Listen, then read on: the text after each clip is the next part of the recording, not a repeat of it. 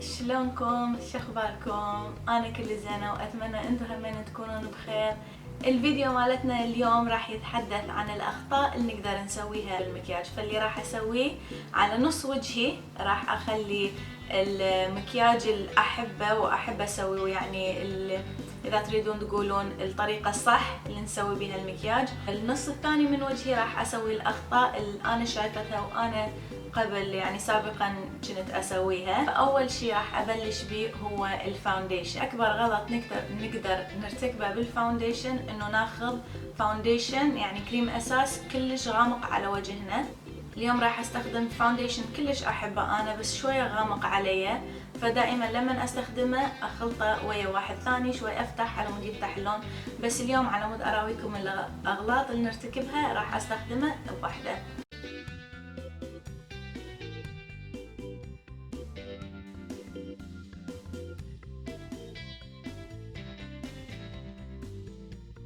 بالصفحة الثانية راح اخلي الفاونديشن اللي بالضبط يطابق بشرتي. بنفس البيوتي بلندر ادمج اللون.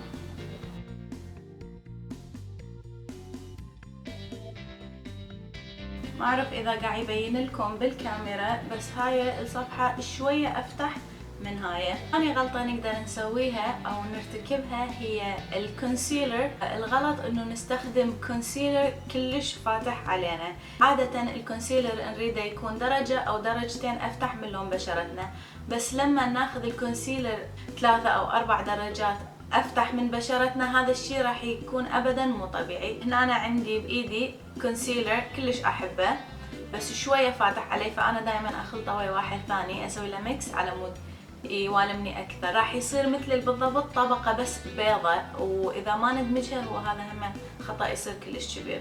هسه مرات نقدر نخلي هيك كونسيلر بس الغلط اذا هم ما ندمجه ويصير بالضبط مثل البقعه على عيننا. انتو شنو رايكم؟ بس انا برايي هذا الشيء ابد ما مبين طبيعي.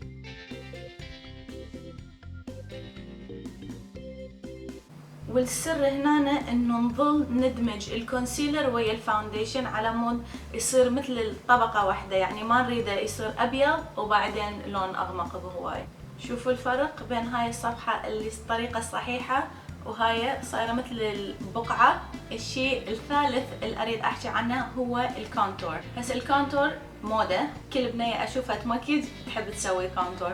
انا صراحه مو كل يوم اسوي كونتور، بس لما اسوي كونتور احبه يصير كلش طبيعي وما مبين. اللي قاعد اشوفها انه ناخذ لون كونتور اول شيء يصير على برتقالي. بالصفحه الغلط راح اخذ لون كلش غامق علي، هذا راح اخليه تحت عظمة الخد بس راح اسحبه لجوا، وهو هذا الغلط. اذا تشوفون مثل بالضبط خط وما مدموج ويا الفاونديشن او اي شيء وكلش مبين، يعني ابد مو طبيعي. بالصفحة الثانية اللي هي الطريقة الصح راح اخذ هذا اللون اللي بالنص اللي اذا يبين لكم هواية لونه ابرد. اطبطب الفرشة كم مرة على مود كل الباودر الاكسترا اللي ما نحتاجه يطيح، وشوية شوية بالضبط تحت عظمة خدي اخليه خفيف وبعدين ادمج لي فوق مو لي جوا.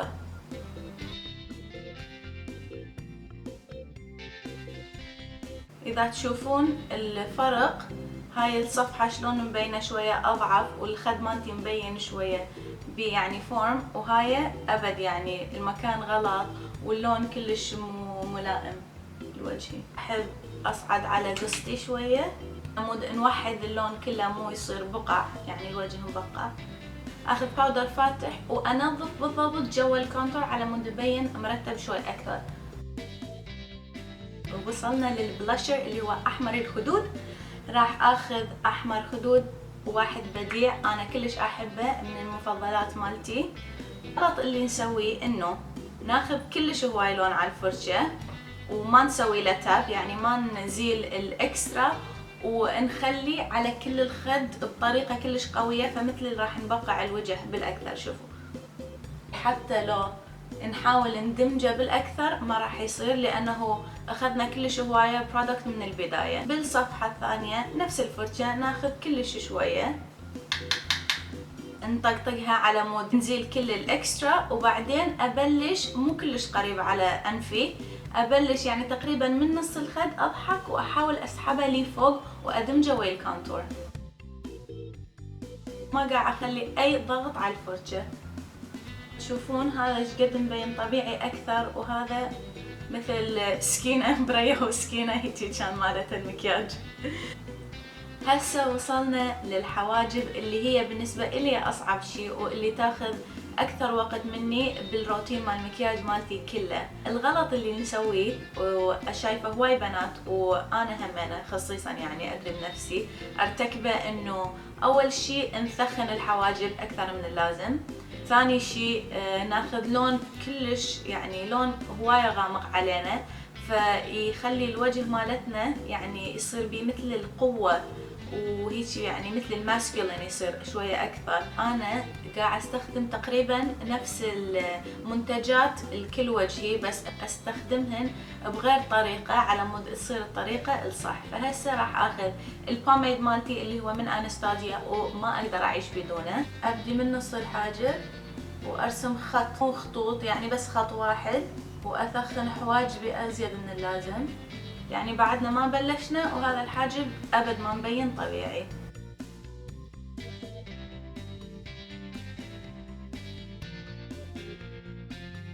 أنا بصراحة ما أريد حواجبي هيجي تبين. بالصفحة الثانية راح أراويكم شلون نقدر نغير شكل الحاجب ونسوي طبيعي أكثر.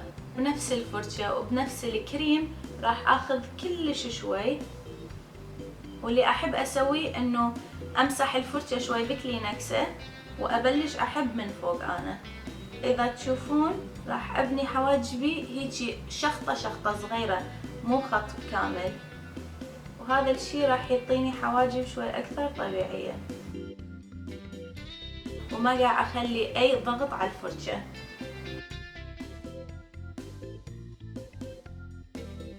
كل ما أخلي شوية لون كل ما أمشطهم على مود ندمج اللون ويا الحاجب.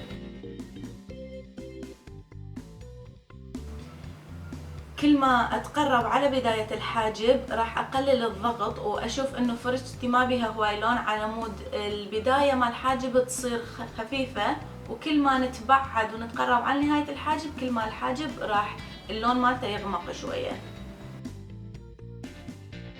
بعدين اللي أحب أسويه إنه أنظف جوا حاجبي وفوق حاجبي بشوية كونسيلر وفرشة كلش صغيرة على مود يطلع مرتب أكثر.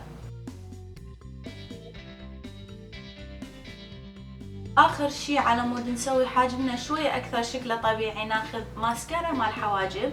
السبب الاستخدام هذا إنه راح مثل اللي يقعد الشعرات بمكانهن عمود، مو شعرة تطفر منها أو شعرة تطفر منها، وهمين راح يخلي الشعر مثل اللي يبين أكثر، يعني ما مبين مرسوم الحاجب.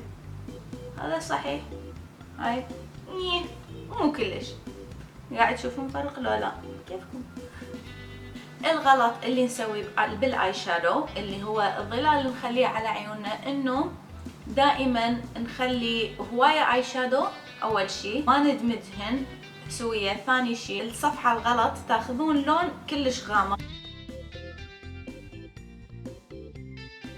الشي الثاني انه ناخذ لون لماعي، اخذه بصبعي ونخليه على الجفن المتحرك كله بدون بلندينج او اي شيء، يعني ما ندمج الالوان سوية. راح ابلش بلون كلش فاتح اللي هو هذا. بنفس الفرشة راح اخذ هذا اللون اللي يصير شوية اغمق منه واخليه شعره اقرب على العين. اخر شيء ناخذ اغمق لون اللي هو كان هذا. بهاي الطريقة انه اذا احس لون خفيف اقدر اضيف، بس مثل هاي العين الغلط اللي سويناه انه خلينا لون كلش غامق وبعدين ما نقدر نفتحه. للون اللماعي اللي راح اخليه على الجفن المتحرك راح اسوي بالضبط بنفس الطريقة. الخطوة المهمة اللي ما سويتها بهاي العين هي انه ما رجعت على الفرشة مالتي ودمجت اللونين سوية. هسه يا تيناتي راح نشتغل على خط الرموش السفلي. ناخذ نفس اللون الغامق اللي خليناه فوق العين او لون اغمق منه، بعد اكو هواي ناس تحب الاسود، ونخليه بالضبط خط واحد. شوية من عنده، شوية شوية نشتغل ونضيف لون. شوية اخذ منه واخذه بالضبط يم رموشي، يعني كلش قريب على الرموش، وبعدين ارجع بالفرشة الاولى وادمج اللونين. وهلا يا تيناتي راح نبلش بالايلاينر. كذا راح اراويكم العين الغلط اول شيء، وبعدين نبلش بالطريقة الصح. الخطأ اللي انا شايفته انه الناس الايلاينر ببداية العين تسوي ثخين، وهذا الشيء راح اول شيء يصغر المسافة اللي بين العين وبين الحاجب، وما راح يكون عندنا مسافة هواي نخلي بها ظلال، او العين راح تصغر بعد بالاكثر.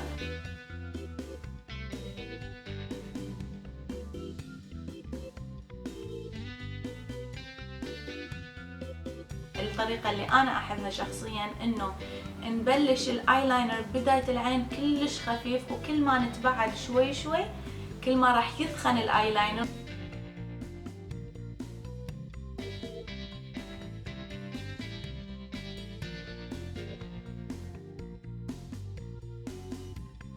هذا الايلاينر. بعدين اكيد اللي يضيف ماسكارا، انا ما راح اخلي ماسكارا اليوم على مود العيوب كلها تبين. اراويكم شلون الغلط اللي نرتكبه انه نكبر شفايفنا شوي زياده عن اللازم ويصير الشيء ابد مو طبيعي وكلش يبين. اللي راح تسووه انه راح تصعدون عن شفايفكم الحقيقيه، وهم ما قاعد تنزلون كلش لجوا، قاعد مثل اللي تسحبون الشفه ويصير الفورم مالتها الشيب كلش مو طبيعي. نبلش شوية شوية، بس قاعد اكبر شفايفي شعرة واحدة. اهم خطوة انه نجر اللون لتحت، مو هيك نسحبه.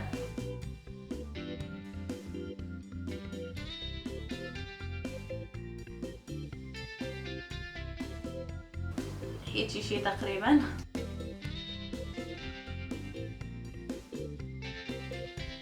يا حلوين بقالنا شي واحد ونخلص، وهو الهايلايت. أكثرية الناس تصير عندها مسامات شوية كبار هنا، فلما راح نخلي هاي الهايلايت او الإضاءة على المسامات راح تبين بالأكثر. نبديها من هنا ونصعد بيها.